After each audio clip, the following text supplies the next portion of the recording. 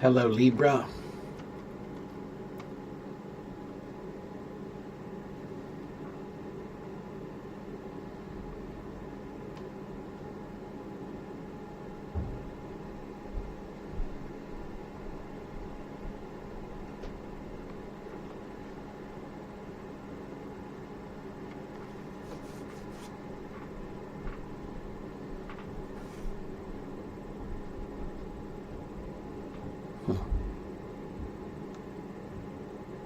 Weird.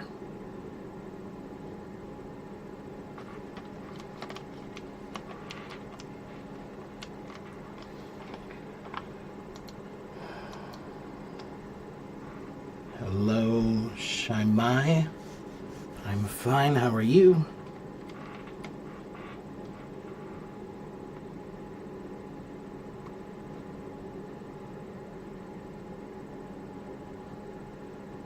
Why won't this pair?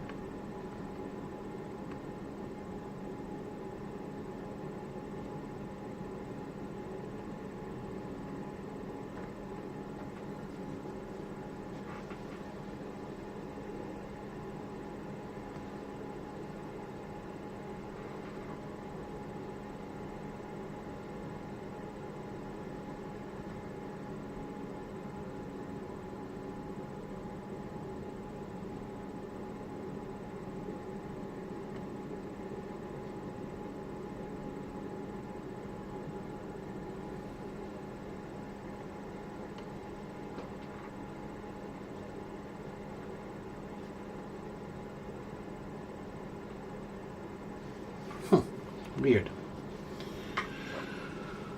Good, I'm glad you're okay. Alright, let's try this.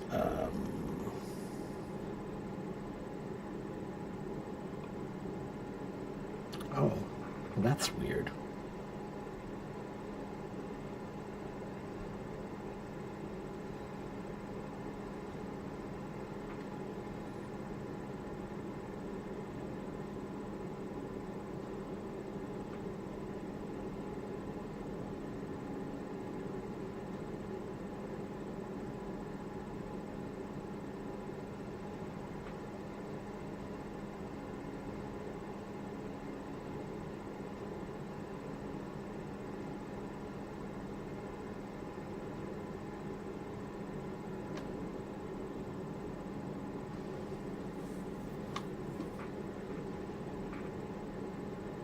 Sorry, everybody. I'm trying to figure out why my phone is not connecting to my device.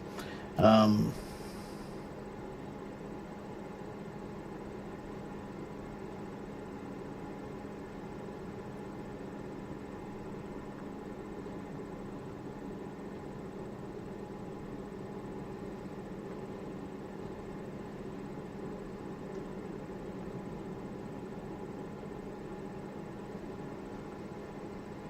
oh, I think I know what that is. Yeah, we're going to get rid of that.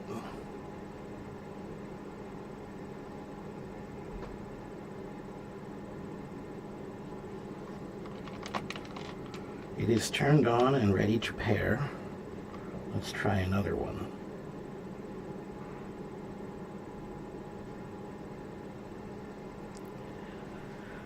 Grr.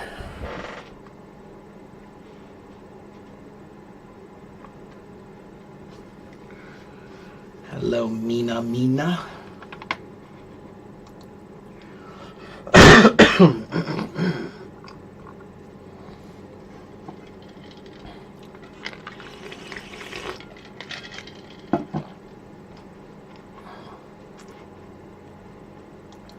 Hello, Jack.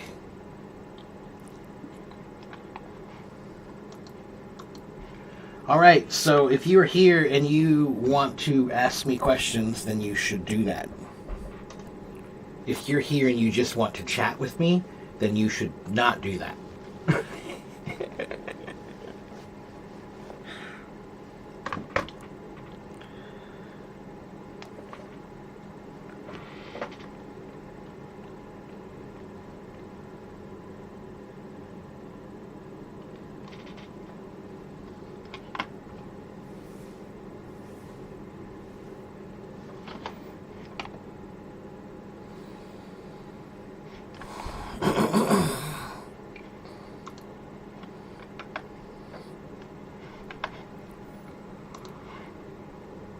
The advice I have for the IELTS test is you should go to my website, and on my website you can subscribe for free.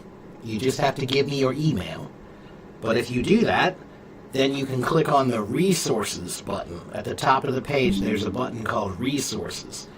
And that has a lot of links for studying for the IELTS test. Okay? For free.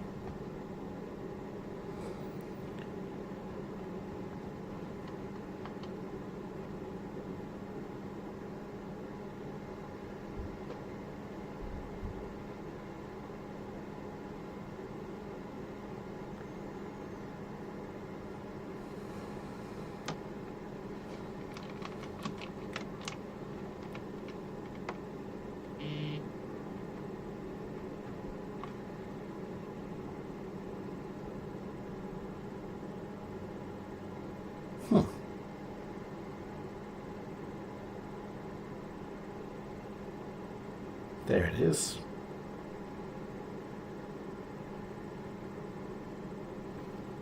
Yay, it worked.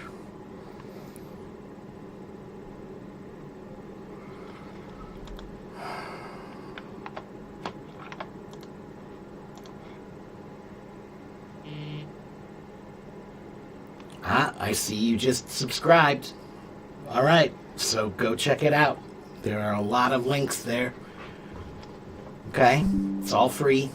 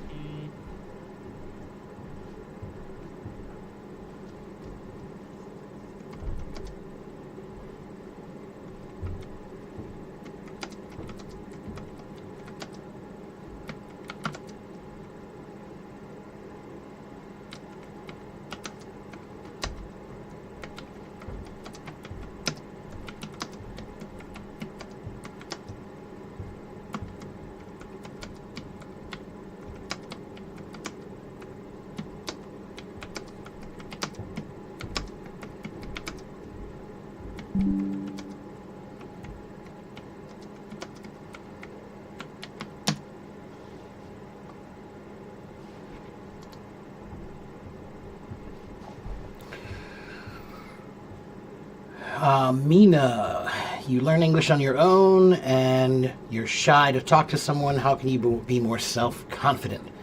Mina, self-confidence does not really have anything to do with just language. Self-confidence is about everything. Okay? So, let's start with that. Are you a confident person, Mina? Do you have something in your life that you are confident about?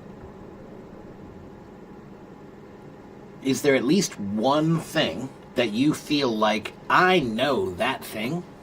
Yeah? Okay, good. So that means that in your life, you do know what confidence is. You do know what self-confidence is, right? So, like, there should be at least one thing that you know about that if someone questions you about it, you almost feel a little bit insulted because you know this thing really well, so they shouldn't question you on it, right? That's a sign that you have confidence in your ability and in your knowledge, right? So now you have to figure out, how do I transfer that to another place, okay? So that's the first thing I tell people, because there are some people who really don't have any self-confidence because they don't have any kind of skill or talent or ability or something that they have invested their time in to be good at, right? They've never done that. If you've never done that, then you probably don't have any confidence, because that's how you get confidence. By doing something trying to do something and then being successful doing it. And when you get that success from trying to do something, it gives you pride. And that pride is an energy that you can take that pride and then go and do something else. And that is self-confidence, right? So how do you get self-confidence? First, you choose to do something, anything, whatever it is. Cook a meal. But do it well, right? So if you're successful, when you finish cooking the meal, you'll feel good. And that gives you pride. And then you think, oh, I want to cook again tomorrow, right? Okay, so that's how you get confidence, is by doing things. But you have some in whatever area that your abilities are in. So now we're talking about shyness. Now let's talk about shyness. Let me ask you this, Mina. Why are you shy? Why are you shy?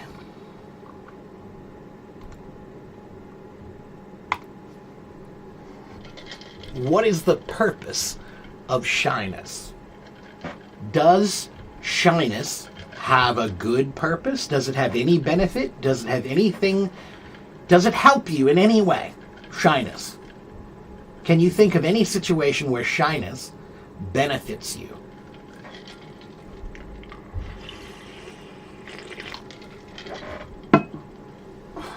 Because you make mistakes. That's why you're shy. Okay? So, first, I talk about shyness because shyness is a very interesting feeling. If I tell you you are lazy, you know laziness is a bad thing and you shouldn't be lazy. If I tell you that you are judgmental or prejudiced or bigoted, you know that those are bad things and you shouldn't do them, right? But when we talk about shyness, shyness has no benefit. There is no benefit to being shy. But for some reason, we accept shyness like it's some sort of like we can't do anything about it. Yeah, you can. You can do something about it. Don't be shy. It is that simple. Shyness is something that goes away the more you do something that is not shy, right? The more you are gregarious, the more that you talk to people and be friendly, the more that you accept that sometimes you might make mistakes, but who cares? Life is a lot easier to get through when you don't worry about the mistakes. Mistakes will happen in learning anything. Nobody has ever learned anything without mistakes. So they do exist and they will be there, and we do need to accept mistakes. But shyness has no benefit. It's like being lazy. And Mina, if you say, I'm lazy, you know that's a bad thing, right? So, you say, I know I'm shy. Now you need to feel the same way about shyness that you do about that. Okay? You need to feel that shyness doesn't help you. So don't just accept it. Don't just say, oh, well, I'm just shy. All right? So, go do it. Okay? Now, there is another thing. You said you're worried about making mistakes, right? So, what kind of mistakes are you worried about? Can you tell me what kind of mistakes that you're worried about? And yes, I shaved my beard.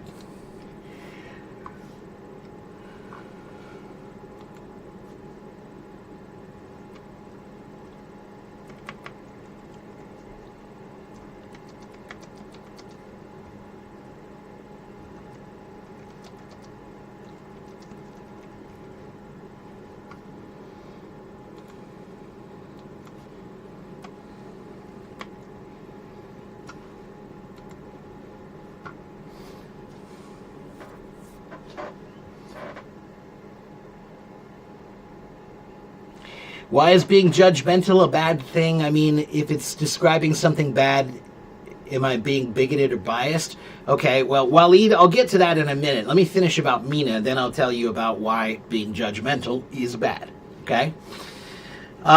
So, someone might laugh at you, okay? So, Mina, are you more interested in progress or in being cool? How old are you, Mina? Because, right. So if you're more interested in progress, then you also need to remember that I care more about getting better than I do about people laughing at me.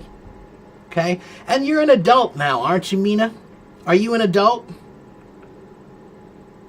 Yeah. So, I don't know about you, but when you're an adult, in my opinion, you shouldn't really care so much about people laughing at you.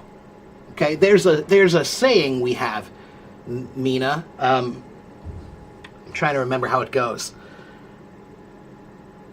It's something like, you shouldn't bother yourself or concern yourself with every little dog that barks at you when you walk down the street. Right? So when you walk down the street and there are 10 dogs and they're all barking at you, do you worry about them? Or do you just walk by? So when people laugh at you, they're just like barking dogs. Just walk by. Okay? And, Mina, you need to remember, no one who really cares about you would laugh at you. No one who really respects you would laugh at you. Okay?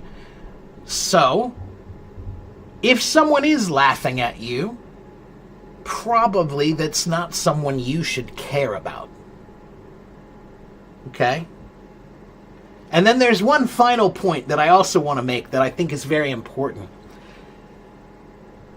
90% of the world hates grammar. 90% of the world worries about grammar. 90% of the world hates it. So if everybody hates it and everybody worries about it, then maybe we can all take a little break and just relax a little bit, because we're all worried about it. We all hate it. So maybe we should just relax a little bit, right? Everybody hates grammar. Well, most people. I do. I'm an English teacher and I hate grammar.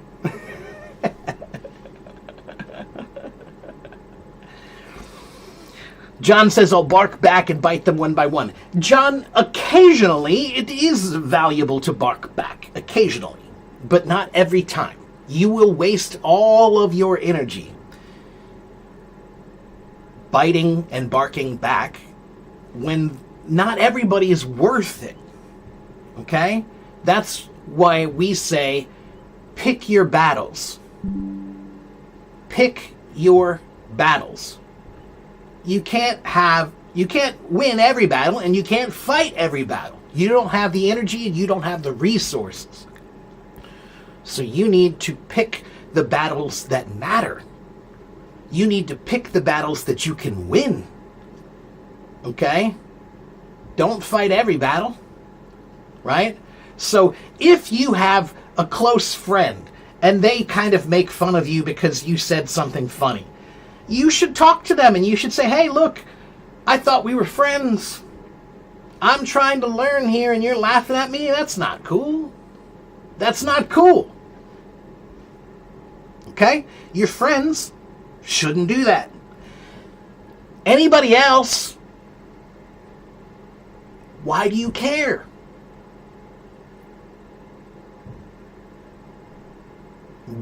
Why do you care?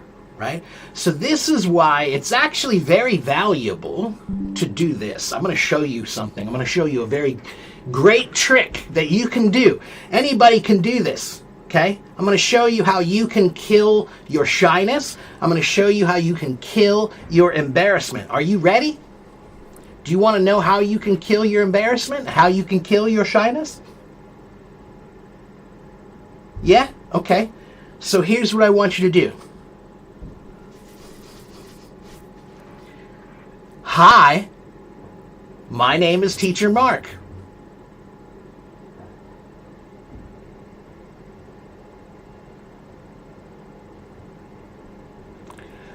Do I care? No, I don't care. Because all I have to do is put my hair back.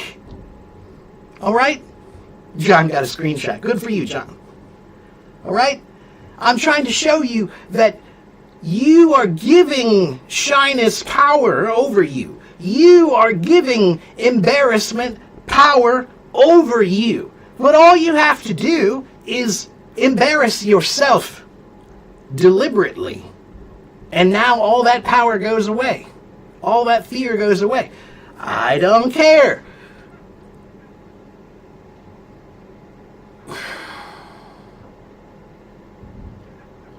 All right?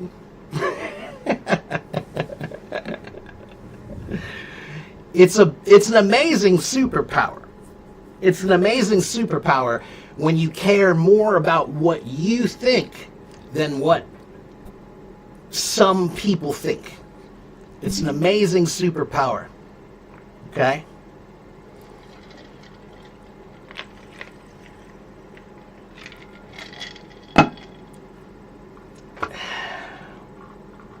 If I cannot care, then you cannot care.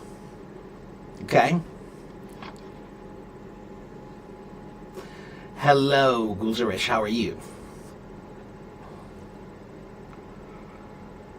Okay, now, Waleed was talking about if you're... So the word judgmental, Waleed, the word judgmental, it doesn't just mean judging people. It means judging people unfairly. To be judgmental usually means you are judging someone without the complete picture or with just a little bit of a picture, right? You're judging someone. Now, if you judge somebody without the whole picture, it is very likely that you will be biased. It is very likely that you will be prejudiced because you don't know everything. Okay? So, we all judge, but not everything that we judge is fair, and not everything that we judge is right. Okay? So, is it important to care what other people think because you really want to influence them or forcing them to respect me? So, Waleed, there is no such thing as forcing anyone to respect you. If you are forcing them, then they don't respect you.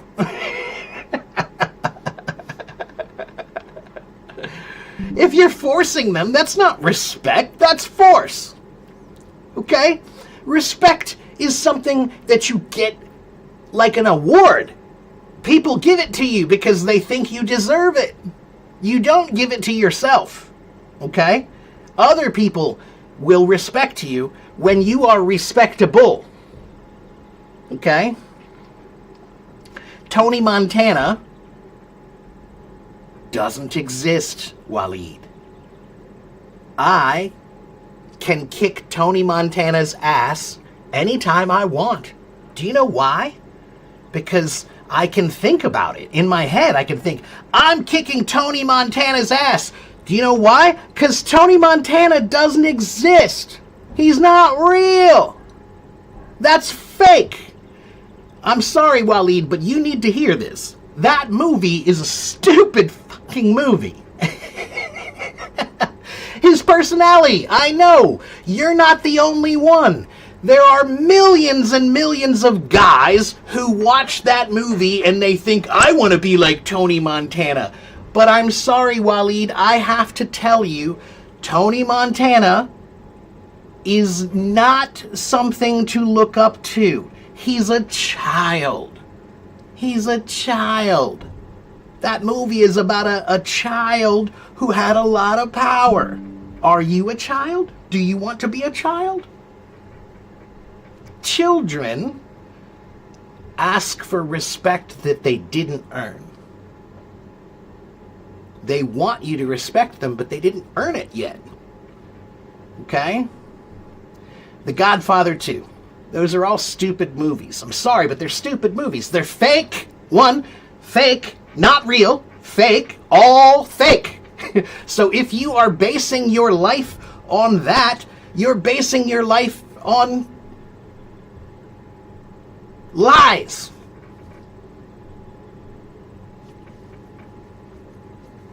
And not to mention, come on, Waleed. Waleed, do you respect me? Do you think I'm a good person? Do you respect me and what I do? Because you can't respect what I do and Tony Montana and The Godfather. You can't. Okay? I'm here to teach people, and I'm here to help people become better people. Tony Montana is not a good person. He's what happens when you don't have a good teacher. He's what happens when you don't have education. He's what happens when he was in a system where he felt prejudiced. He felt biased. People were prejudiced and biased against him because he was Cuban. So he fought back by using his power to fight back against that. Okay? But man, I want you to have better role models, Waleed. I want you to have better role models, man. You're better than that, Waleed. You're better than that. Why do you want something so childish? I think you're better than that. I think you're better than that. You should admire people who are much better than Tony Montana and The Godfather. Children think that Tony Montana is a good guy. Children think The Godfather isn't. Oh my God. It's all fake. It's all fake. I'm sorry, Waleed, but you needed to hear that. Okay? Okay, next, let me move on.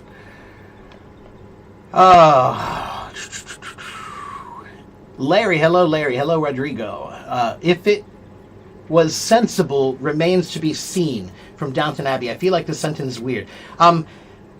It's not weird, it's just a more formalized way of, it's an inversion, is what it is. It's an inversion. So you could also say it remains to be seen if this was a sensible decision.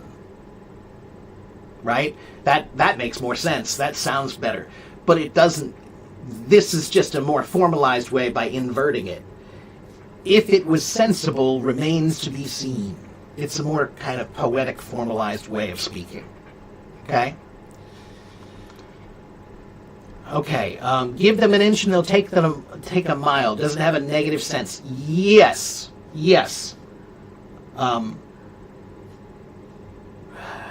Give them an inch and they'll take a mile. It means that sometimes you have to stand up for yourself, because if you don't stand up for yourself and you give them a little bit, like today they want $1 from you. They're collecting money and today they want $1. They're only asking for $1, so you give them $1. But tomorrow they come back and now they want $2. So you give them $2. And the next week they come back and they want $10. And then the next week they come back and they want $100. If you give them an inch, they'll take a mile. That's essentially what that means. All right? It's about people who are taking advantage of you in some way. And how, if you stand up for yourself in the beginning, then maybe you can prevent yourself from being taken advantage of. All right?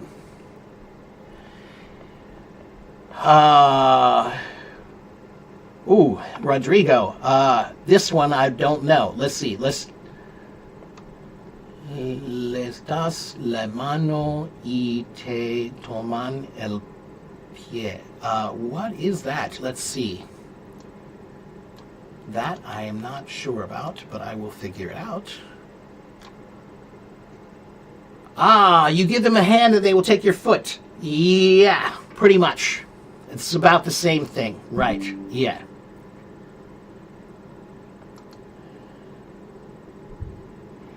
Do I have a YouTube challenge? No, I don't have a YouTube challenge. I have a YouTube channel. It's here. All right, let me catch up with the comments here. Every language requires consistency and discipline. Try shadowing a native speaker. Yeah, that's true. Yeah.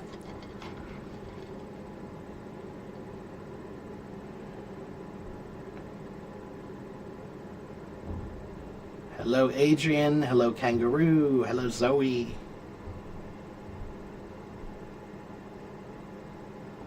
Thank you, Muhammad. I only need to shave my beard. Yeah, well, like I said, changing my looks I think is fun.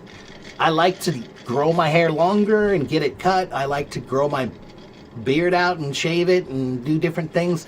And the reason I do that is because I think it's better. If you can be happy with how you look when you look many ways. If you're only happy with the way you look when you look perfect, then that's a problem. Okay? Hello, Holvin.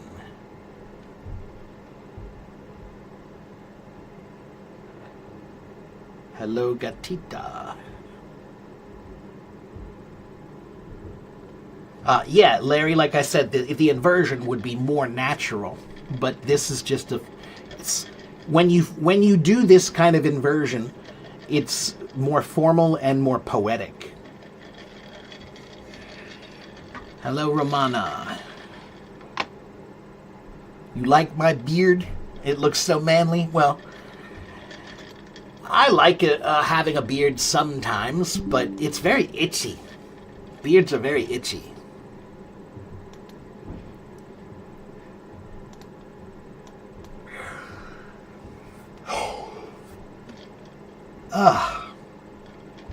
And I can grow a beard very quickly. Some people can't, but I can.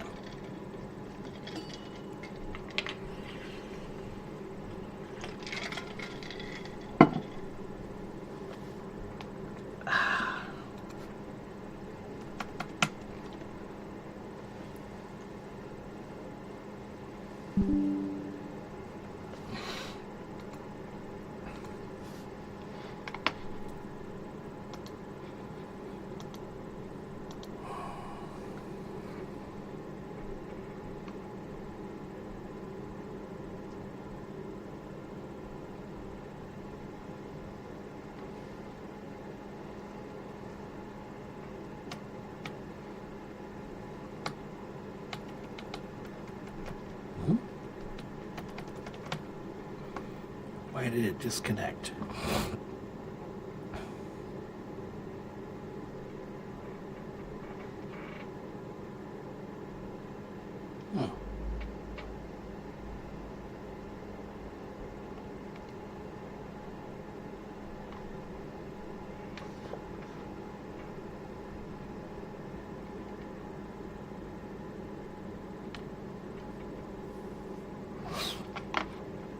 It's not broken. It just seems like it doesn't want to pair with my phone. Because it pairs with my computers, fine. But for some reason, it doesn't want to pair with my phone now.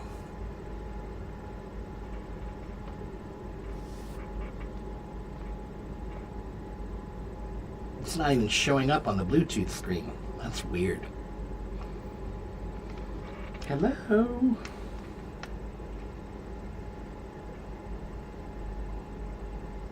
Oh, there it is.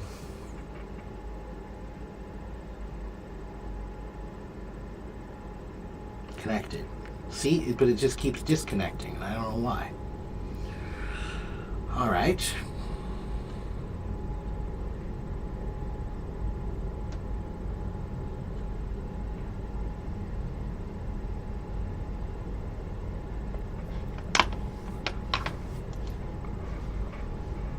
find it funny how some men look so manly with beards and then they shave it, they look like cute little babies. Yeah, baby face. We call it baby face. If you have a baby face, which I kind of have a baby face. I'm too old, so my baby face doesn't work anymore. But when I was younger, my baby face worked pretty well. Show us the setup. What do you mean? What setup?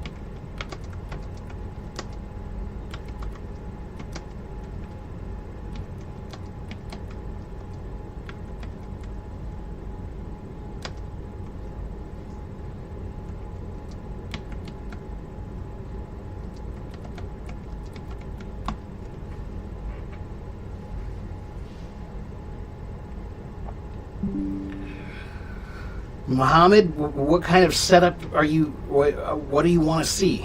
I don't know what you're asking to see. Hello, Washi. There are lots of linking sounds in English, so I can't catch up with what they are saying. How to improve listening skills? That's an interesting question. I've never heard of anybody having trouble with linking sounds in listening. Can you try to give me an example of that, Libra? Like, can you write something and then show me or tell me which words are you having trouble hearing? If give me an example. What's a good school for studying English in Chicago? You mean a college? A university? Ksenia?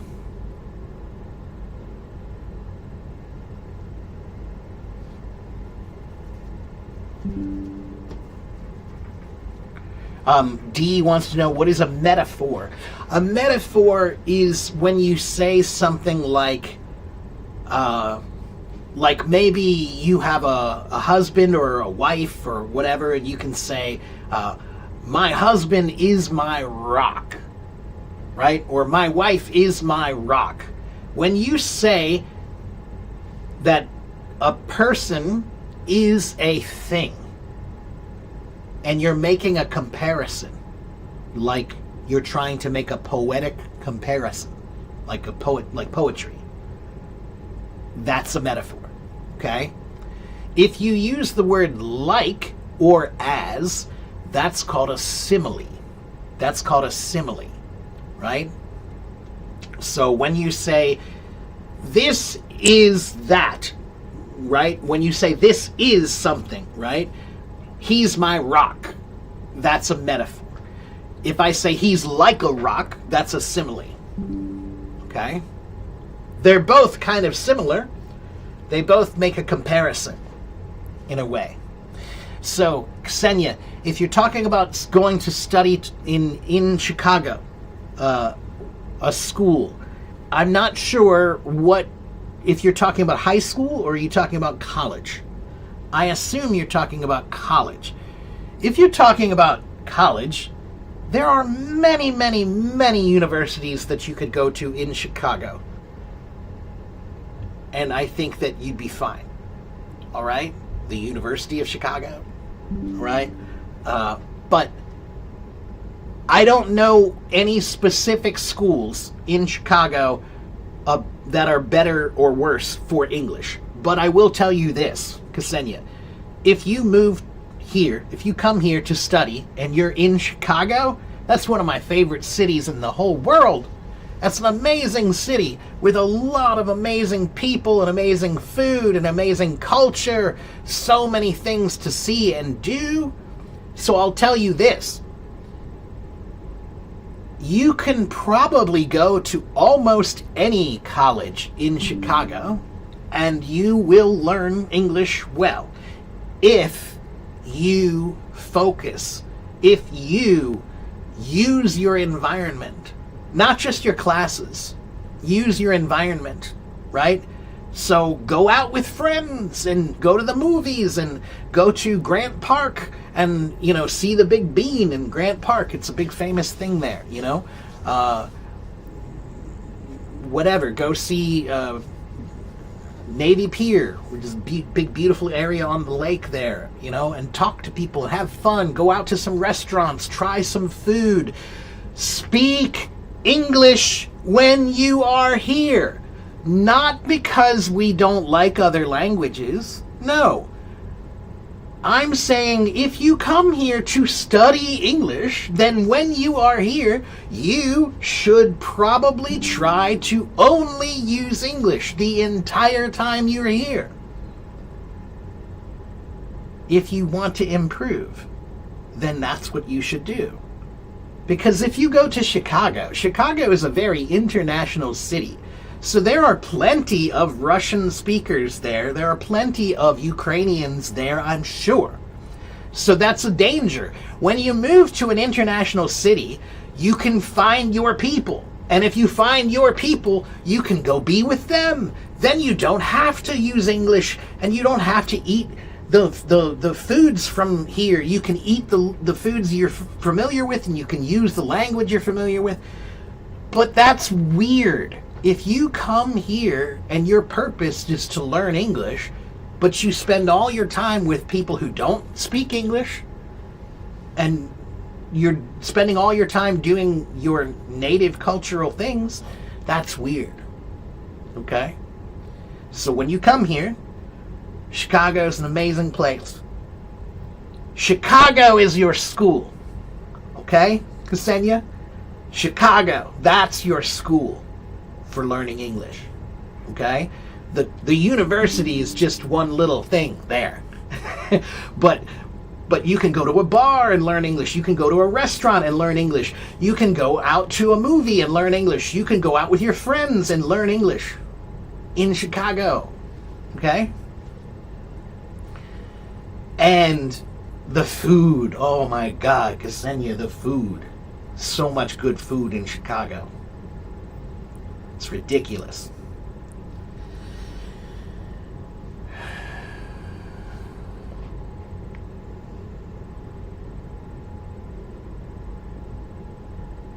Fresh air. People say fresh air.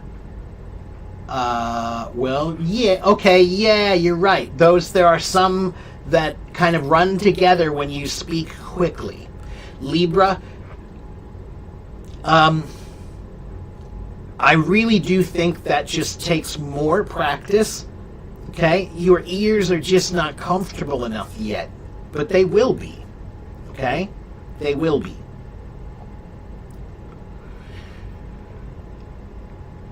Libra, it's kind of like when you get on a boat. If you start working on a boat, right?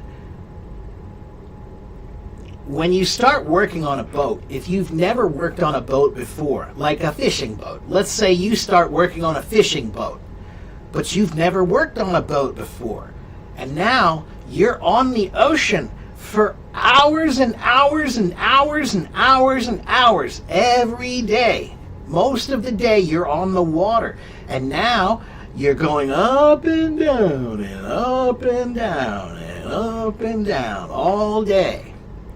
And usually people are sick. People are uncomfortable in the beginning. They They don't have their sea legs. That's what we call it. Getting your sea legs means getting comfortable with the new environment. All right?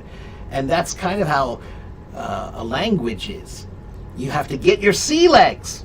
You have to get comfortable with your ears so that you can hear everything. Okay? FC, your mean is use English to think. That's one of my meanings, yes. Okay, 如果你要说英文，你需要想英文；如果你要说中文，你需要想中文。现在我说中文，所以我的脑用中文。OK？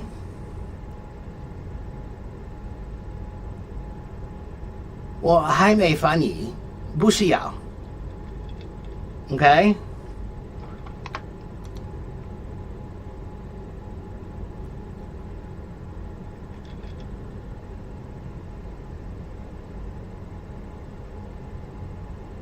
Do you feel the tongue tip lowers while the tongue body raises to approximate the hard palate? The bunched R. Yes. So the R sound is a weird one. When you make an R, the tongue, the back of the tongue, the back and the sides of the tongue are kind of curved, and the tongue is touching your teeth here. So in the back of my tongue is up against the back of my teeth on the sides when I say the word or the letter R. R. In the back there, you can see I can feel my teeth hitting my tongue on both sides. Okay?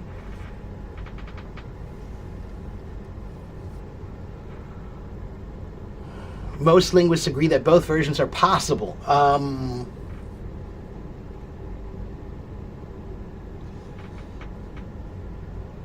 I've never thought about it before, but yeah, I would say probably both are possible. One is probably more correct, but it's kind of like the S sound. There are many ways to make an S sound, and not everybody does it the same way. Okay?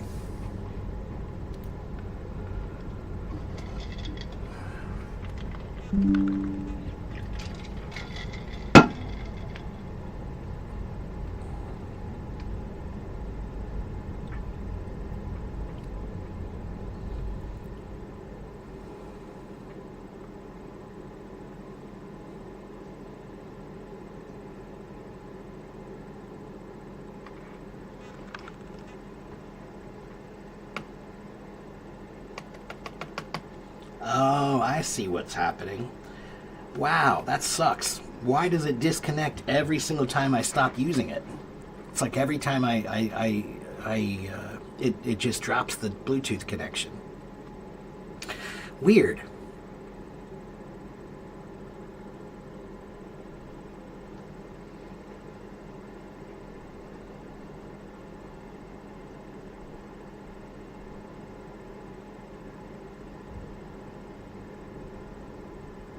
Yeah. Weird.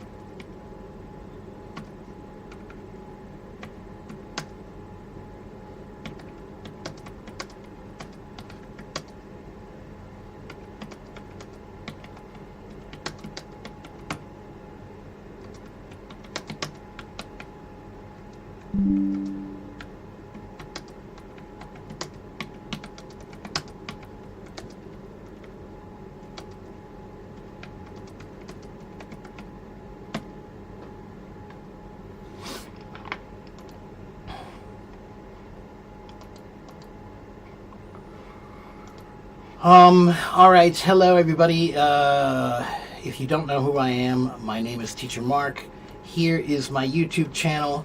Here is my website. And here is my blog. Go check them out. Okay?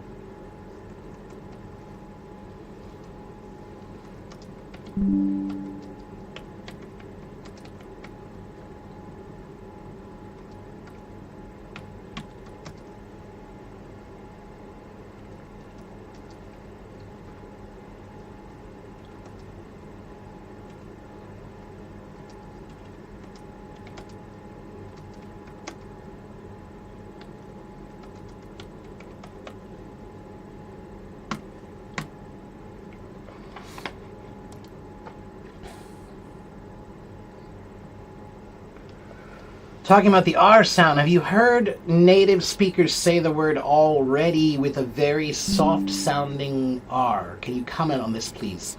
Already.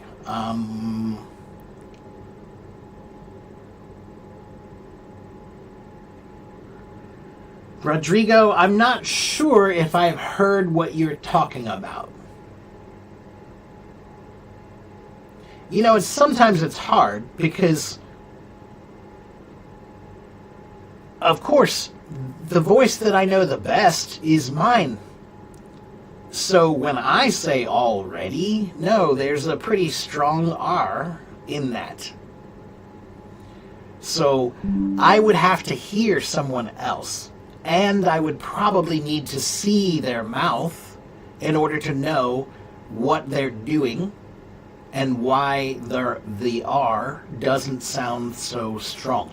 Probably it's just going by quickly. That's usually what happens, right? When you speed up, sometimes certain sounds become truncated is the word. To truncate means to shorten or to compress. So for example, the T in English, when you speak quickly, the hard T often sounds like a soft D. Okay? So, the word, for example, important. If I say it slowly, important. They're both hard T's. When you enunciate, they should be hard T's. But when you speak quickly, the first one, there's two T's in the word important, right? But the first one, it sounds like a soft D. But I think that's a bad way to think about it. I think there's a better way to think about it. Here's how you should think about some letters when you speed up. For example, the T. Let's think about the T. I want you to imagine, what does a T look like? It's like a cross, okay? Now, here's what really happens. Imagine that T across the screen, okay? Imagine that T across the whole screen. Now, what happens if I cut that T in half? I'm going to cut it in half so that you are only going to hear the back half of the letter, not the front half. So we have a letter T, and we're going to cut it in half so that you're only going to hear this part, not the front part. Okay? That is what happens to the T when you speak more quickly. The T gets cut in half, so the first part of the sound, the very hard t sound, is kind of cut off. Now you're left with just this softer sound that's like a D. Okay? But I really don't like it when I hear people say important. This is very important. I hate it. No, it's important. Do you know why I know it should be a hard T? It should be a hard T, because the word important comes from the word import. Import. What is an import? What is an import? What are they? They are things that you buy. Why do you buy them? Why?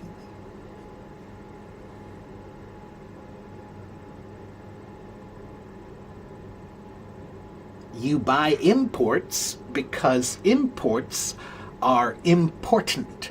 They're things you don't have. They are important. That's where the word import comes from. Okay? That's where important comes from import. That's what it should say. Okay? So, imports are things that you buy for your country because you need them. They're important. Okay?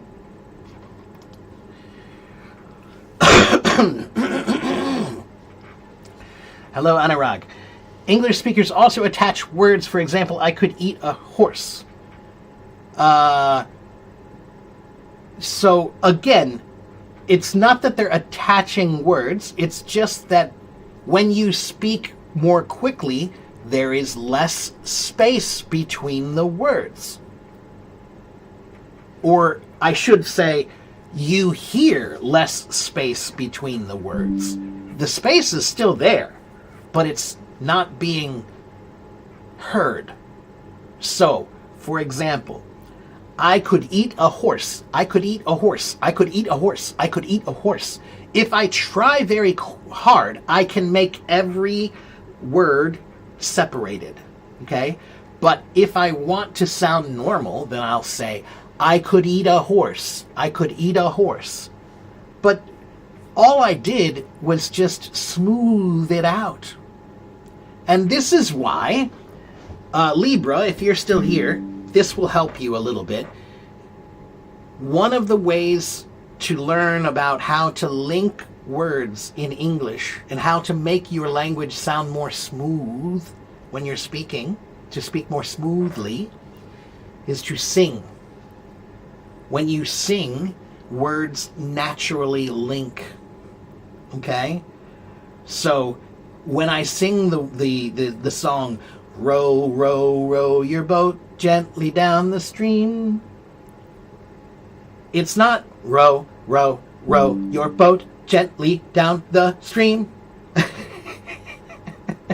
No, the words have to smoothly go together. So you can take any sentence and try to sing it, and then the words will become more smoothly, right? They'll sound more smooth. Okay? Adrian, can I give tips to learn English? Yeah. Adrian, my tip is, I'm an English teacher. I have been here for 12 years. 88,000 people watch me and follow me Monday through Friday. And they ask me questions about reading, writing, listening, speaking, grammar, vocabulary, pronunciation, confidence, interviews, IELTS, TOEFL. They ask me about everything. So if you want to improve your English, come, watch, listen, learn. Come, watch, listen, learn. Here is my YouTube channel. Here is my website. And here is my blog.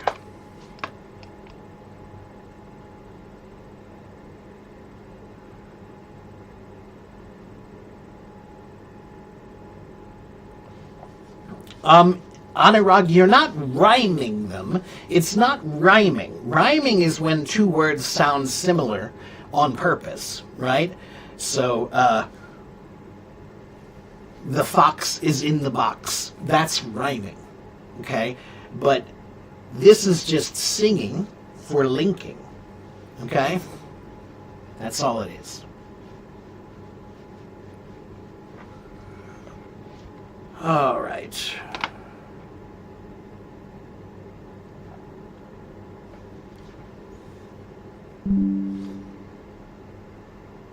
What's the best American book that shows American culture? There is no one. There's no one book that shows American culture. American culture is not a monolith. Monolith. Monolith is a word that means one thing. It means only one thing. Mono means one. Right? So if I say American culture is not a monolith, it means American culture is so many things. We have people from everywhere here, right? So American culture is a mix of cultures. That's what makes American culture both interesting and confusing. Because some people say America doesn't have culture. We do. We have lots of culture. But that culture revolves around all cultures. So when I wake up as an American, when I think about what do I want to eat today, as an American, I'm weird. Because I will think, oh, well, maybe I'll have a hamburger, but maybe I'll have pizza. Maybe I'll have pasta. Maybe I'll have dumplings. Maybe I'll have Brazilian barbecue. Maybe I'll have a Greek gyro. Maybe I'll have some French food or maybe I'll have a German sausage. Maybe I'll have some Indian food for lunch. Maybe I'll have some Bangladeshi food. Oh, look, there's a new Thai place. I want to try that. My life has always involved every culture. My life here has always involved music from every land, food from every land, language from every land. Okay? Now, not everybody's like that in America. That's me. That's me. There are... in life, if you want to be surrounded by different people, you choose to be surrounded by different people. In life, if you don't want to be surrounded by different people, then you don't surround yourself with different people. I have always surrounded myself with different people. Okay? Even when I was a boy. Okay, if it's not too much trouble, could you tell us, how did you spend your day yesterday or this weekend? Sure. Hiromi,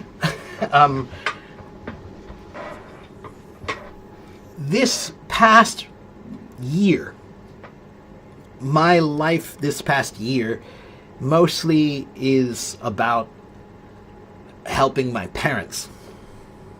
Okay?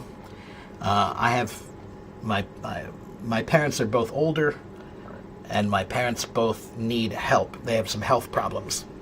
So most of my days, I wake up and I make food for them, I take care of them, and then I come stream, then I go make lunch for them, then I go shopping, and I go get stuff for dinner, to make dinner for them. So most of my life now is being a caretaker, which is fine. Okay, so my life is not very exciting. Not anymore. I mean, I had a very exciting life when I was younger, but now my life is pretty boring. Yes, Rodrigo, the fox is in the box. That's just I'm showing how rhyming works, right? Fox rhymes with box. Okay? Could've, coulda, would've, woulda. Right, Anurag, those are, right, like going to, gonna, right? Wanna instead of want to, right? You'll get used to that.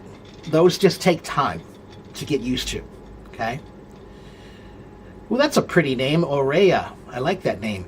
As a foreign learner, we can understand many vocabulary. I think I have difficulties getting to know many vocabulary. Aurea, I'm going to give you an article about vocabulary.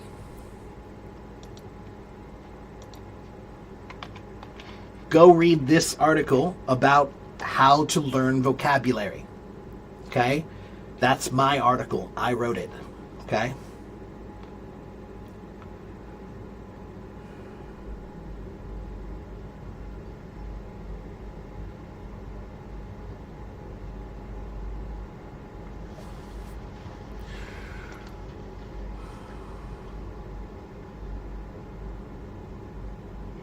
Cosmopolitan. If you mean America, mostly, like the cities, definitely. If you go to an American city, a major American city like Chicago or New York or LA, yeah, it's very cosmopolitan. It should be. It should be. Ernest Hemingway, or kind of a southern version. I'm not sure what you mean, Waleed. Let's see. Am I a bibliophile? I don't think I would call myself a bibliophile. I love to read, but I don't think I have an excessive number of books or anything. No. I know a lot of people who read a lot more. My father is a bibliophile. My father reads a stupid amount of books. He's much smarter than I am.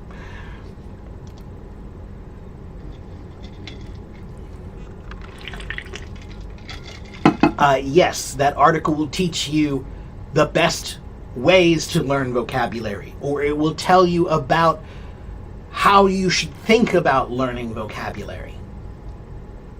Okay?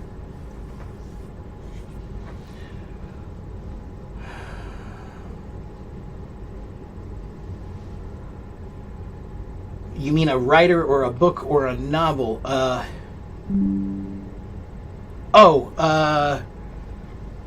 Well, if you're looking for a writer that represents American culture, then I would probably say just choose some of the more popular writers, right? Like Stephen King or what's his name? Patterson. What's that guy's name? I can't remember his first name. Something Patterson. Right, those are like popular authors that write books that lots of people read. And, you know, like Stephen King, most of his books are horror books, or, right? Like some sort of horror thing. But the culture is still like America, right? So if you read the book It is a book by Stephen King. It's about American culture because it's about American kids, right?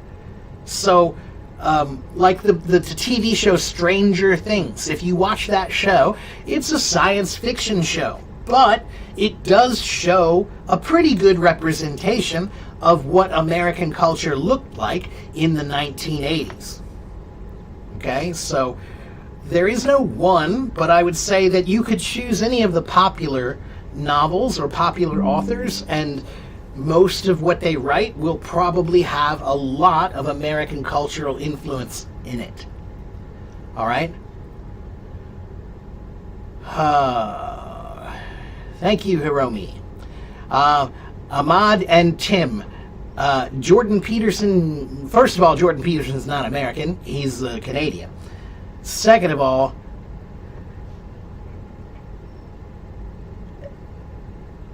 he is right about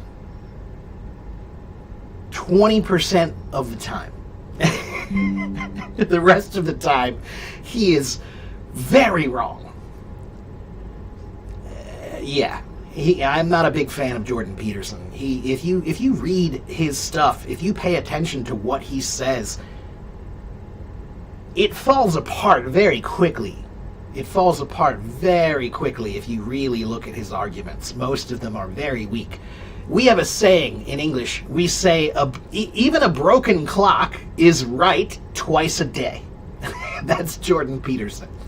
All right? So maybe he says 2 things that are right, that are correct, but then he says 20 things that are stupid. Really stupid. So even a broken clock is right twice a day. All right?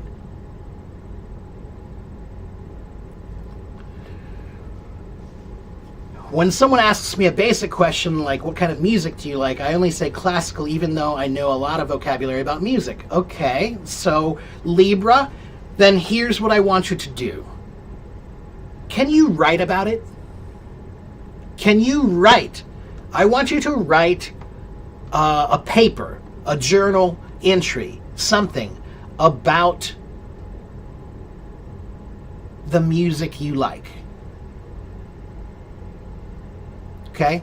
I want you to write a paper about what you like. Not just classical. Write about everything. If you can write it, you can talk about it. If you can write it, you can talk about it. Okay? Muhammad wants to know, why don't I let you talk to me? I do sometimes, Muhammad. Let me ask you a question, Muhammad. Are you new? Are you just new here? Did you just come today? Do you know about me?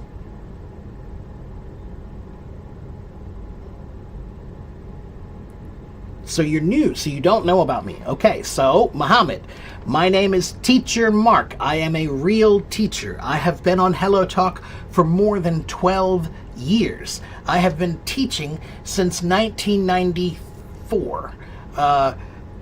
I have 88,000 followers here on Hello Talk. They watch me because I am a real teacher and I really answer questions. Now, why don't I talk to people? Because, Muhammad, everybody on this app wants to practice talking. But that's not my job. My job is, I'm a teacher. I'm not here to help you practice. I'm here to teach you. There are other people on this app for you to chat with. Okay, but right now you should be paying me. But you're not. So just listen and learn, okay? Appreciate the fact that I'm really teaching, okay? And also, Muhammad, once or twice a week, I do have people on my stage. Once or twice a week, I invite people on the stage and talk to them. But the rest of the time, I teach, okay? How much is one class? FC, if you only buy one, it's $20 for 30 minutes or $40 for 60 minutes. That's if you only buy one. If you buy a group, a package of classes, I can't remember exactly what the price is, but it's a little cheaper. Okay? It's a little bit cheaper if you buy a package. Okay? Do community colleges accept everyone regardless of their grades and portfolio? No. No, of course not. No, even a community college has standards. They might not be really strict standards, but they still have standards. You can't just be a total schmuck. Schmuck is a Yiddish word that means dummy.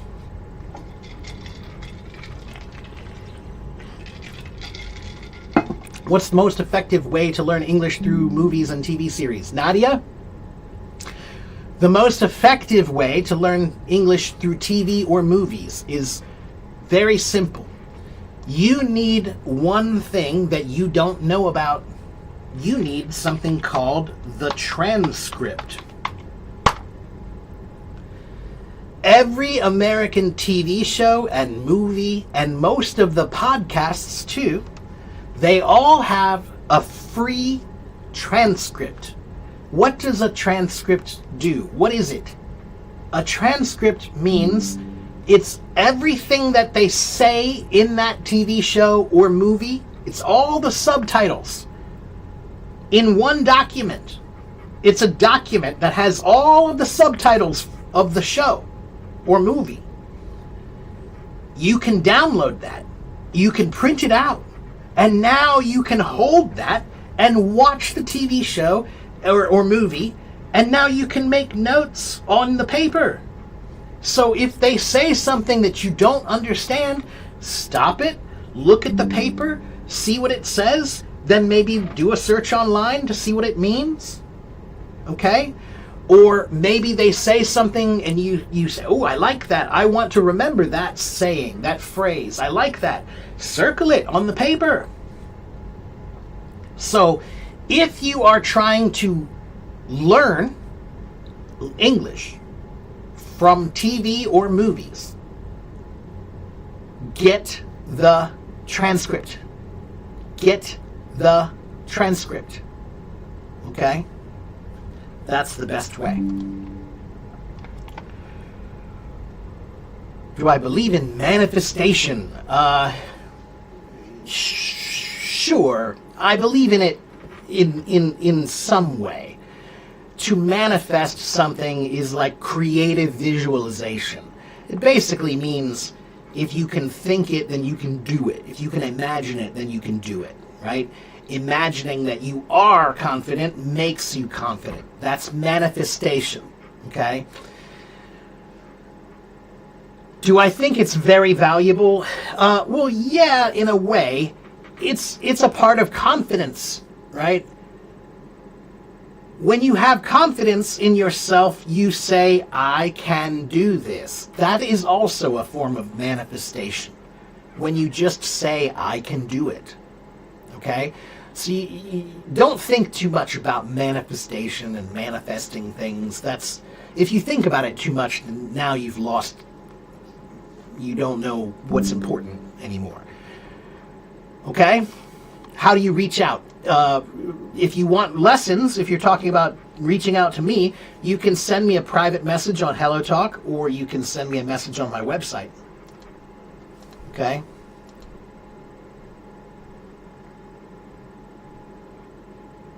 How could you stop me to write? I don't know what that means.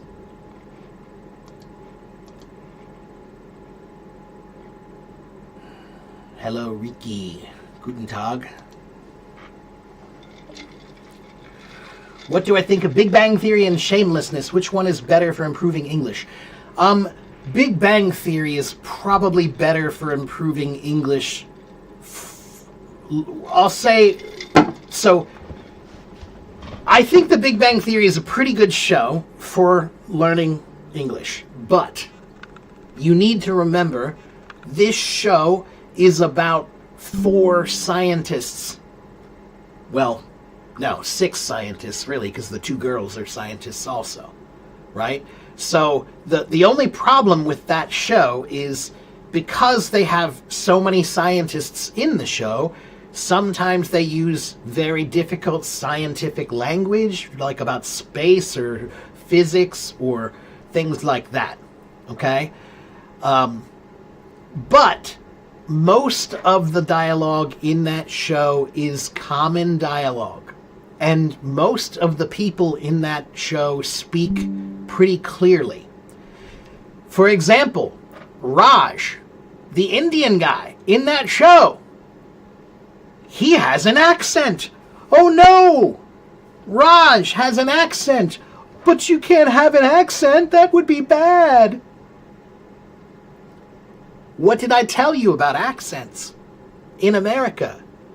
Any accent is fine if it is clear.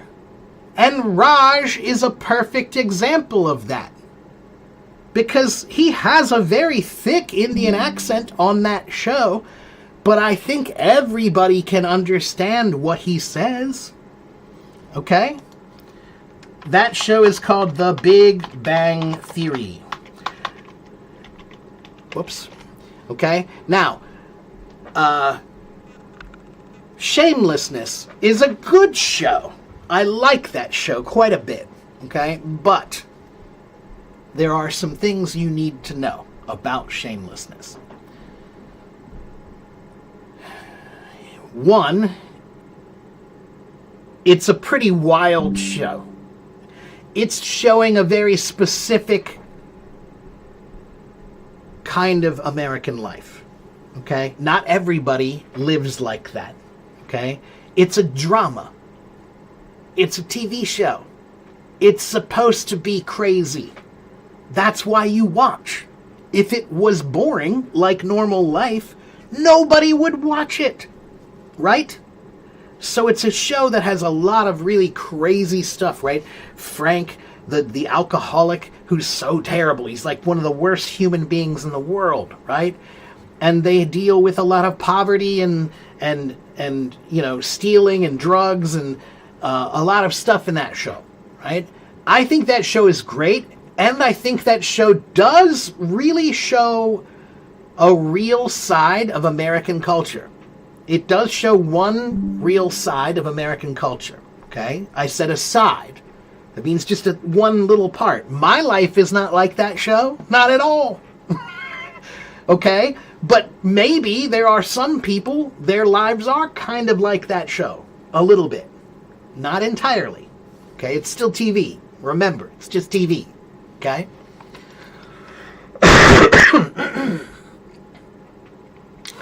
Okay, next question. A lot of people talk about the Friends series, but you didn't like it. Nadia, yeah, the Friends series is the most popular TV show in the history of the world for learning English. Okay? Millions and millions and millions of people have watched Friends to learn English. And I do think it's a good show for learning common English. Okay? But if it's not for you, it's not for you. Okay? Do I have any movie recommendations for improving your English skills? No, not specific movie recommendations. My recommendation is, if you're trying to watch a TV show or movie to help your English, then you need to choose a TV show or movie that has good English. Right?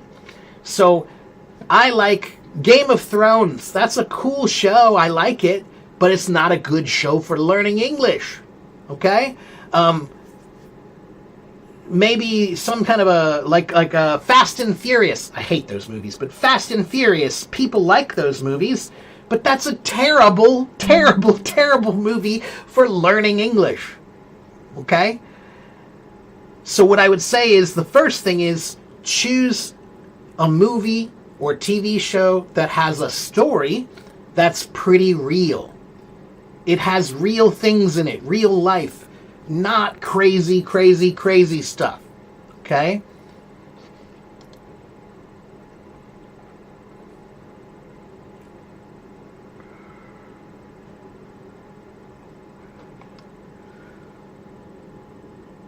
Waleed doesn't like Shameless because it's definitely, well, Waleed, it's a very, like I said, it's a very wild show that does show a lot of wild behavior.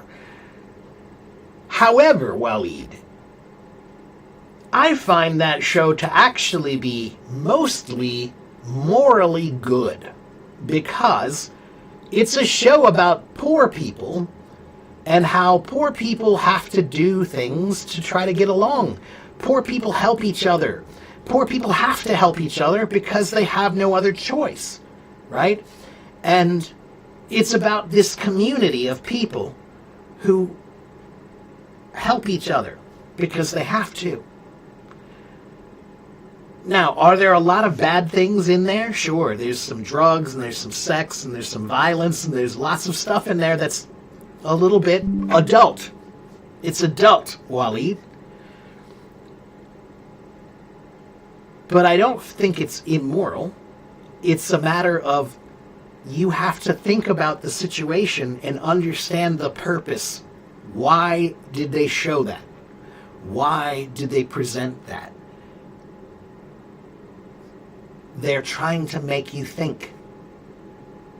Okay? How about Breaking Bad? Can you learn English with Breaking Bad? Yeah, it's not bad. It's got a lot of good English and a lot of good accents in it. I don't think I would say it's the best, but it's not bad. Okay? I think that, guys, if you want a show that's going to help you with your English, then don't choose a show about drug dealers. Don't choose a show about the crazy life. Choose a show that's about regular, normal life. Now, guess what? It might be boring, because sometimes watching TV shows and movies is for fun.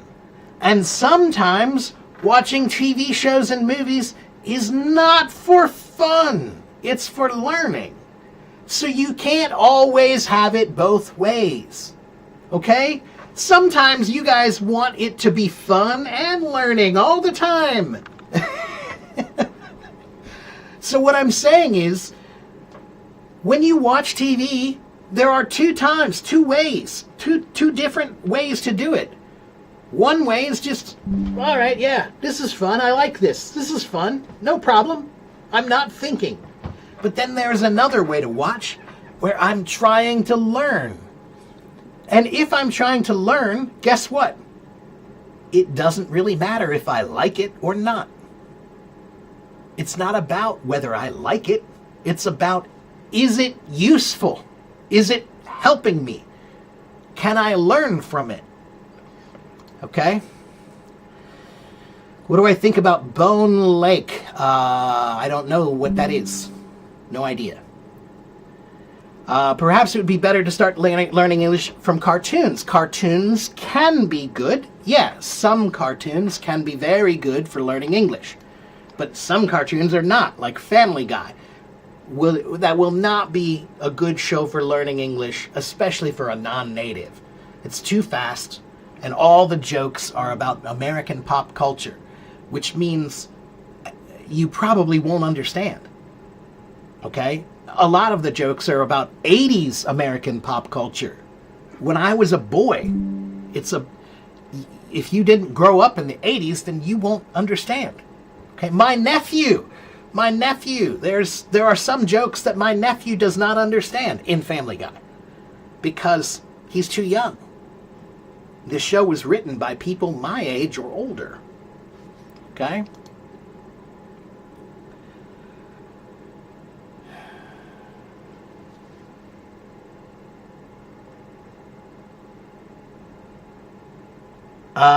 Ozan, I don't know what you mean. I'm sorry, I can't understand what you're trying to say.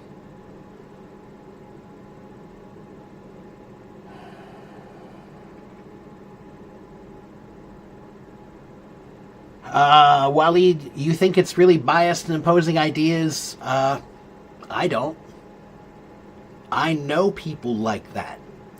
Waleed. I actually do. I do know people kind of like the people in Shameless. Okay? Your teacher recommended BBC 6-Minute English to Learn. Okay, I don't know that, but I'm sure it's good. Okay? Young Sheldon is good. Yeah.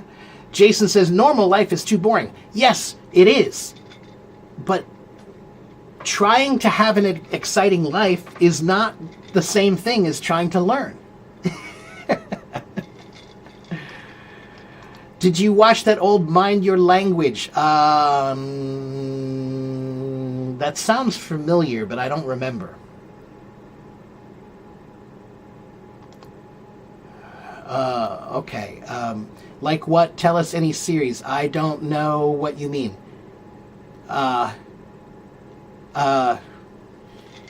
Okay, I think you mean I was talking about which series are good to watch. Anything boring. Anything about drama. Anything about real life. Families, work, friends, office life, right? Like The Office. The Office is a pretty good show for learning English. Friends, pretty good show for learning English. Why? Because both of those shows are just about normal, boring life. Okay?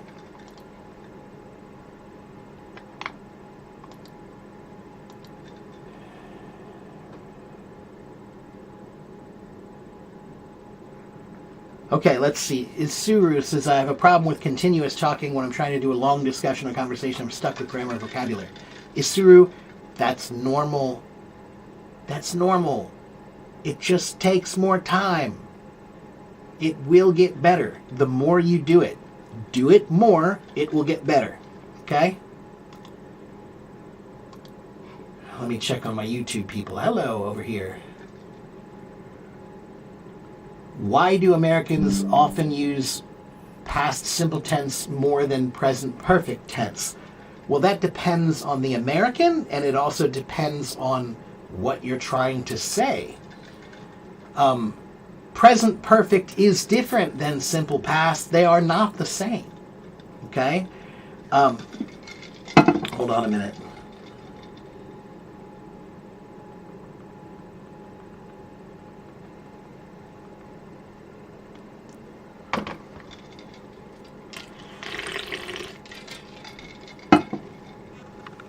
So if I say, I ate yesterday, I ate a hamburger yesterday. That's simple past. It happened yesterday. It has no connection to today. But if I say, I have eaten, I have, now it's talking about now.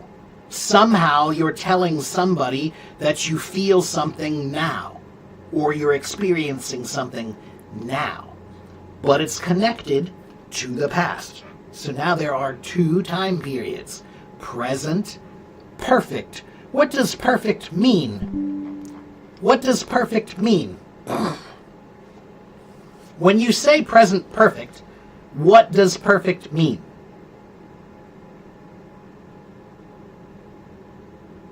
Not past, no. What does perfect mean?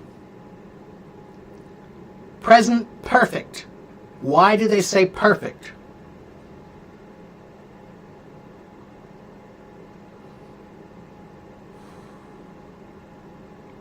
It's completed.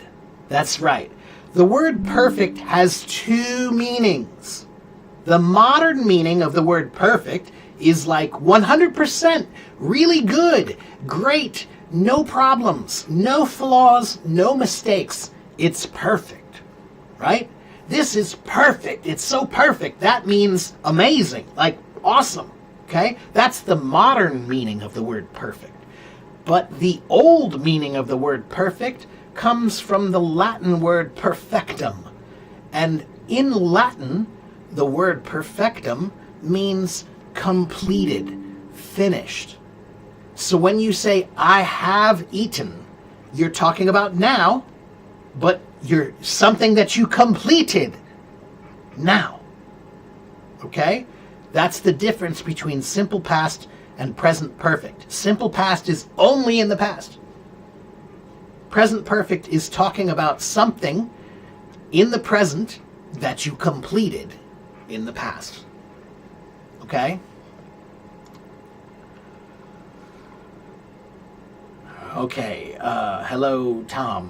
What kind of movies do I like? I like historical movies. I like dramas. I like comedies. I like documentaries. I like science fiction. Sometimes I like fantasy if it's good, if it's well done. Yeah. Okay, next. The best game for learning English. I can help you with that. There's a website. It is called GamesToLearnEnglish.com. GamesToLearnEnglish.com. It's a free website. Free. And it has like 50 different games to learn English. And they're all great. Great games. Okay? So there you go. Okay, next question. Is Friends good for learning English? Yes, most people think it is. Music is more productive than movies. You mean for learning English? I would not necessarily agree with that. That depends on the music you listen to. Okay? Some people ask me, can you learn English with music? And yeah, of course, you can learn English with songs. Okay? But you need to remember one very important thing. When you are listening to a song, songs are art. Art does not care about the rules. Art does not care about grammar. Okay? So there are many, I think most songs do not have perfect grammar. Most songs do not have completely correct grammar. Okay? So just remember that. Songs use common language, not proper language. Movies, too, yeah. Okay. Do I believe that listening to classical music has an impact on the brain and emotions? Yes and no. I think classical music is brilliant. I think that if you listen to classical music, it should engage your brain. It should make your brain interested. It's math. Music is math. And classical music is math that you can hear. Okay? So Bach, for example, when I hear Bach, I hear math. It's all about intervals and relationships, and that's all it is. So, do I think it's good for your brain and emotions? Yes, but I also think that lots of kinds of music can do that, not just jazz, or not just classical. Jazz music can do that. Any kind of music really can do that. All right? It can have an effect on the brain and emotions. Any kind. Okay, please be patient. Let me keep up with the comments here. I'm improving my English to work at a call center. What's my advice to improve faster? Many people have come to my live stream here for that reason. Many people have come here because they are trying to get a call center job. Many of my followers have gotten that job. Okay? I've had a bunch of people. I've been here for 5 years. And in that time, I've had about, I don't know, I want to say there at least 5 or 6 people have said, I'm trying to get a job at a call center. And then they watched me, they used my techniques, and guess what? They got the job. So, come, watch, listen, learn. Come, watch, listen, learn. Okay?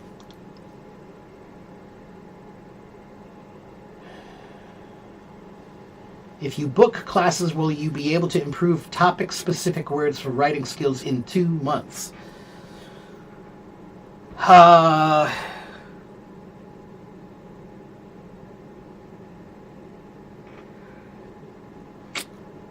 going to say no. I don't usually teach that way. I don't like to teach people just for some specific purpose like that, because I don't think that's really that valuable. Okay, so Princess Rabbit, I know you want to improve, and you are improving, but improvement takes time.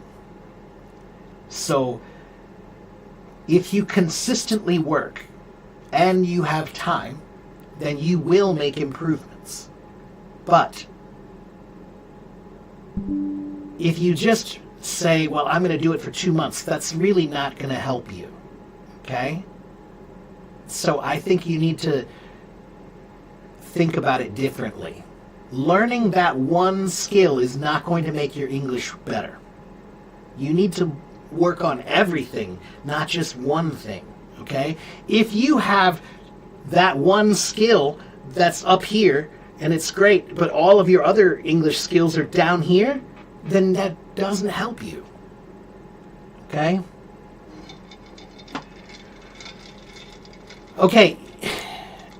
If you are new, hi, follow. Okay? I have a YouTube channel. Here's my YouTube channel. Whoops. Let me try that again. I have a YouTube channel here. I have a website here. And I have a blog here.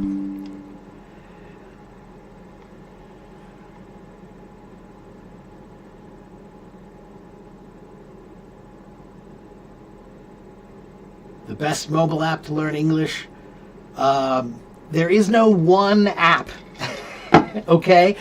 If you want to learn, okay, let me make this very clear, because this is another big problem with learning. You think that learning is an act of efficiency. Learning is not an act of efficiency. Learning is an act of proficiency. Do you know what the difference between efficiency and proficiency is?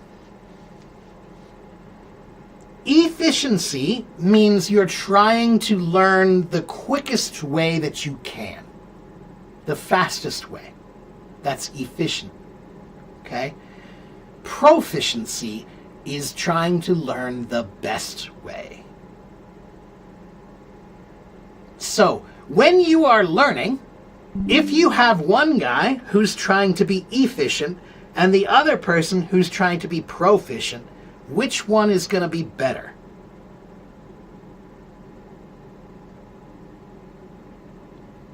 The guy who tries to get up the hill the fastest, he's going to be the best? No. Learning is not about getting up to the hill, to the top of the hill first. Learning is not about getting there first. Learning is about getting there and understanding. Understanding. That's the purpose. Efficiency does not guarantee understanding. Proficiency guarantees understanding. Okay? So to be proficient, not professional, proficient. Okay?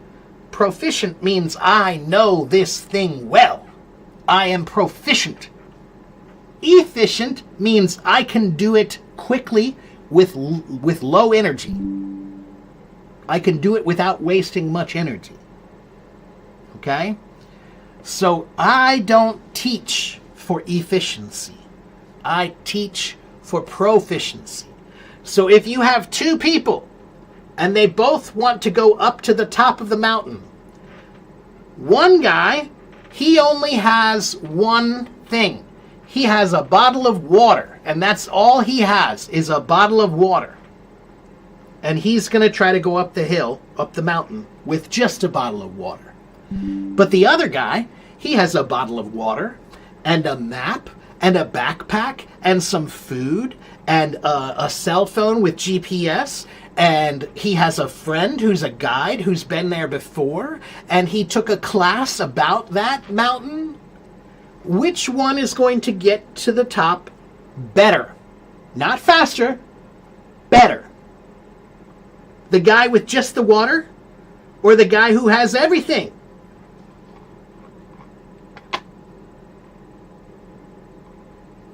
Learning is not about efficiency. Smart people know this. Smart people try to learn well, not fast.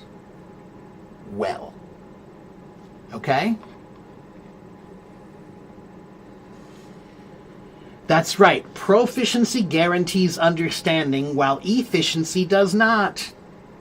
Okay, so for example, Princess Rabbit, there are a lot of people on here, and many of them, they sign up for lessons with me because they studied English in China for many, many, many, many years. But in China, when they studied English, they only studied for efficiency. They wanted to pass the test. That's all. They were trying to pass the test. They were not trying to understand. They were trying to pass the test. That's efficiency. But now they come here because they did learn English, but they didn't learn anything. Because they were just trying to pass the test. Okay? Yeah. Okay, next question. Please be patient. Let me catch up here.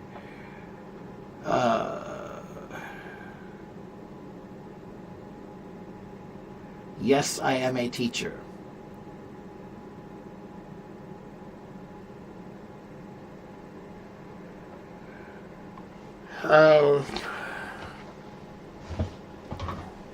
What book is good for reading? Tom, if you're a beginner, then no book. If you're a beginner, you can go here. Go to this website. If you are a beginner and you want to learn English and you're trying to read, go there. They have about 2,000 or 3,000 short stories. Very short. Don't read a book. Read a short story. Okay? Okay, next question.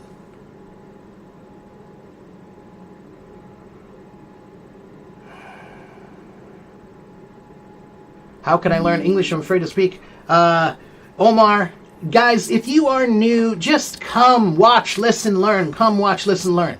I have been on Hello Talk for 12 years. 88,000 people follow me. I have done over 1,200 live streams. 1,200 of these. I have done over 2,200 hours of teaching here. I teach... I answer questions about reading and writing and listening and speaking and grammar and vocabulary and pronunciation and accent and the history of English and everything. So if you are new, come, watch, listen, learn. Okay?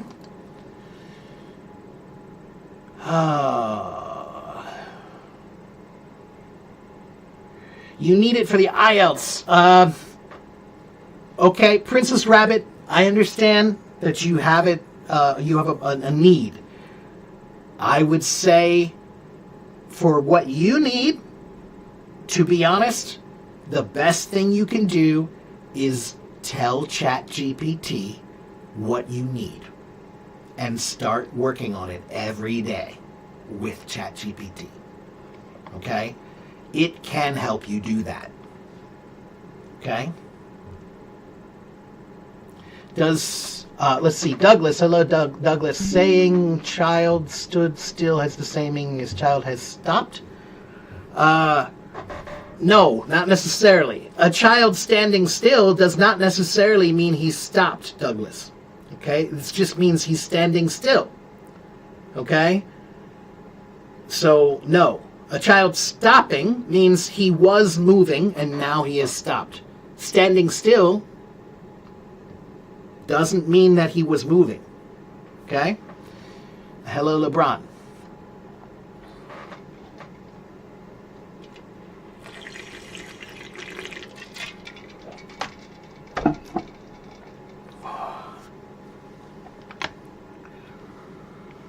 Okay, guys, if you ask me big questions like how can I improve my speaking or how can I improve my English, I'm sorry, but guess what?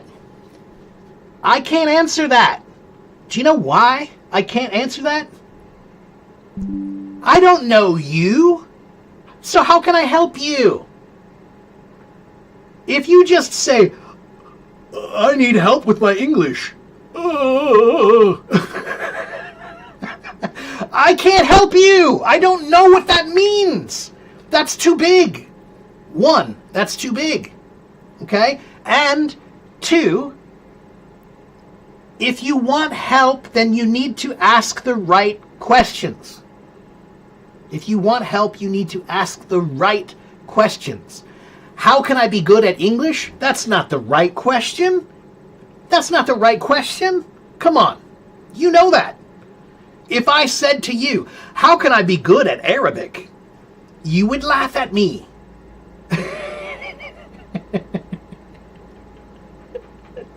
You would laugh at me. Okay? That's right, it's not a question. Those are too big. If you ask me a question like that, it's so big, then I will just give you a book and just say, here, read this. Okay? But if you ask a question that's smaller, maybe I can actually try to answer. Okay? Okay, next question.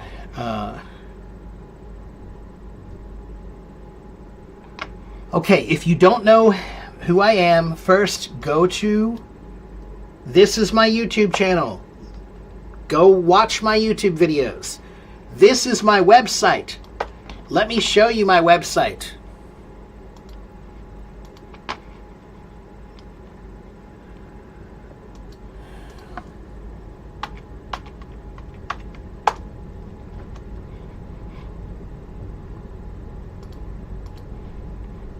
Here is my website.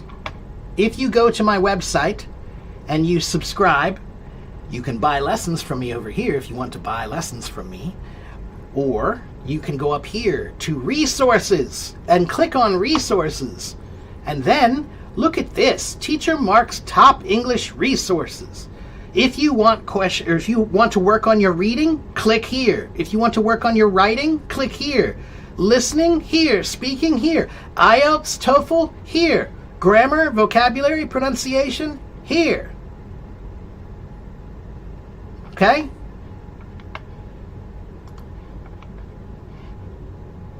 There you go. Yes, it's free. Yes, it's free. My lessons are not free. If you want to buy a lesson, you got to pay me. But the website is free. Okay?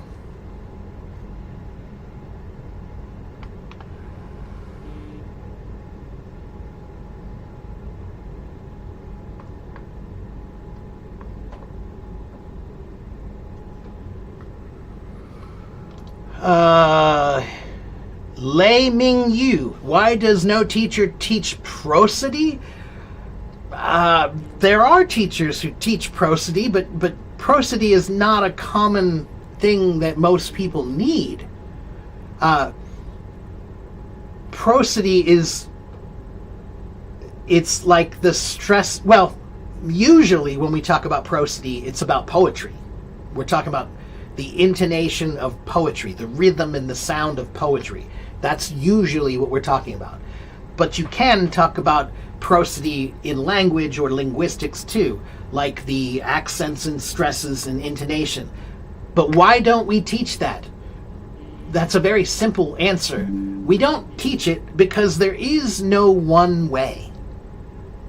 For example, this is how I speak, but my mother does not speak like I do. My father does not speak like I do. My nephews, my niece, they don't speak like I do. My sister and brother don't speak like I do. This is my voice. Language is like music. Everybody has their own voice. Okay? For example, what's his name?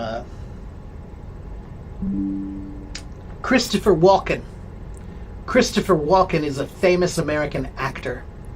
And one of the reasons he's famous is because the way he speaks is very unique. He uses a very different intonation and very different accent structure, right? So I will say, I want to go to the park today. But he will say, I want to go to the park today.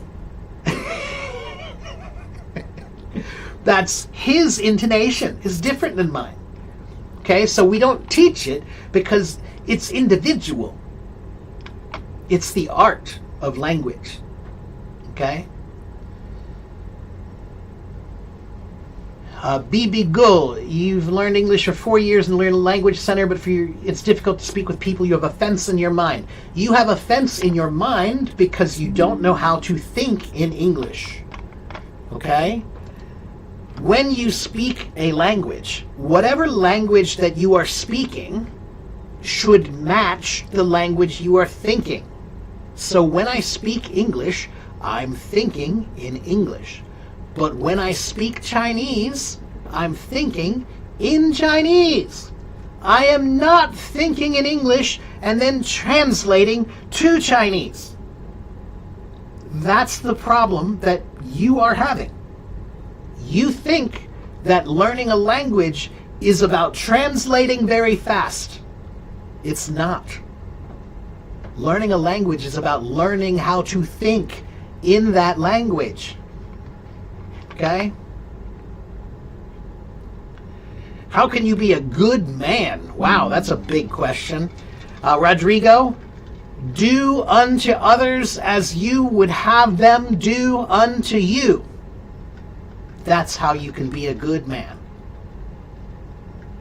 Do unto others as you would have them do unto you. What is my take on speaking in cadence? Cadence just means the rhythm of your speaking. And again, everyone has a different cadence. Okay?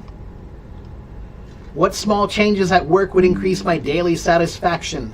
Well, I don't work for a company or an office or anything, so Any changes that I need to make, I will make. So I don't know how to answer that question. A book for reading, like English improving. Like I said, Tom, when I see your English, I think your level is low. So probably you need to not read books. You need to read stories, short stories, articles, short articles and short stories. Okay? That's the first thing you should start with. If we don't know the vocabulary, then how can we think? You're right. So let me help you with that. I'm going to give you 3 articles from my blog. This article is about vocabulary and how you need vocabulary, but you need to learn vocabulary the right way. Here's the first article about vocabulary. Here is the next article about how to think in English. My system for thinking in English. And here is the final one. The 8 parts of language. Read those 3 articles and then you'll know what my system is. Okay? All right.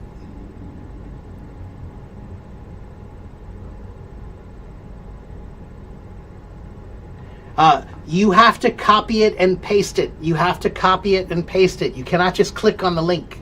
HelloTalk doesn't work that way. Copy, paste. And then, younger man, that's my blog. So you have to subscribe to my blog to read it. It's free, but you have to subscribe first. Okay? Give me your email and subscribe. Then you can read it and it should open. Okay?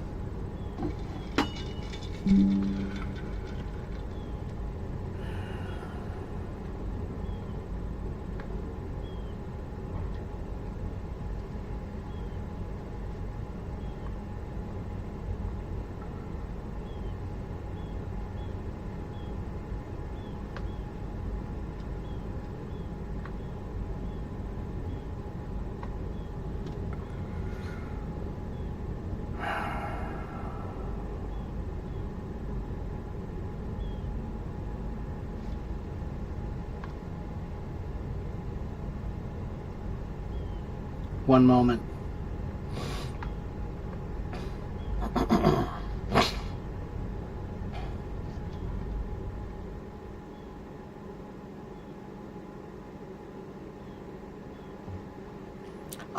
Okay. So, how can you do keyword transformation? Keyword transformation is where you take one word, like the word, she is a beautiful dancer. She is a beautiful dancer. Okay? Now, how can I say that another way, but still keep the word beauty somehow, some form of the word beautiful? It could be any form of the word beautiful, but you have to keep that word. So, instead of saying she is a beautiful dancer, I could say she dances beautifully. She dances beautifully. Or she dances with beauty. Okay? I keep the word beauty. I keep the word beautiful, some form of the word. And then I reform the sentence. No. You cannot change the word. You have to keep the same word. That's how this exercise works. They give you one sentence that has one key word. Now you have to keep that key word and write a new sentence with the same meaning. So, she dances beautifully, or she dances with beauty. They mean the same thing. I kept the same key word, but I wrote it 2 different ways. That's an exercise that they're trying to teach you to show, to see if you can improvise. Can you say it more than one way? That's what they're trying to do. Okay? Okay, guys, it has been 2 hours. I have been here for 2 hours, exactly 2 hours and 3 minutes. And it's time for me to go get some lunch. I'm hungry. So, If you have not followed me yet, you should. Okay, my name is Teacher Mark. I'm a real teacher. I'm certified. I've been teaching English since 2009. I've been teaching since 1994. I have 88,000 followers here on Hello Talk. I have been here for 12 years. I have been live streaming for 5 years. Okay, I have done over 1,200 live streams, and I have done over 2,200 hours of teaching here, only here. I've done a lot more teaching than that. Okay, so here is my YouTube channel. Go watch some of the YouTube channels and take some notes, videos. And then here is my website, and here is my blog. If you're serious about learning English, prove it. Prove it. Because guess what, everybody? It's easy to say, I'm serious about learning English. That's easy to say. But let me teach you a good phrase in English. Talk is cheap. Talk is cheap. What does that mean? What does that mean, everybody? Talk is cheap.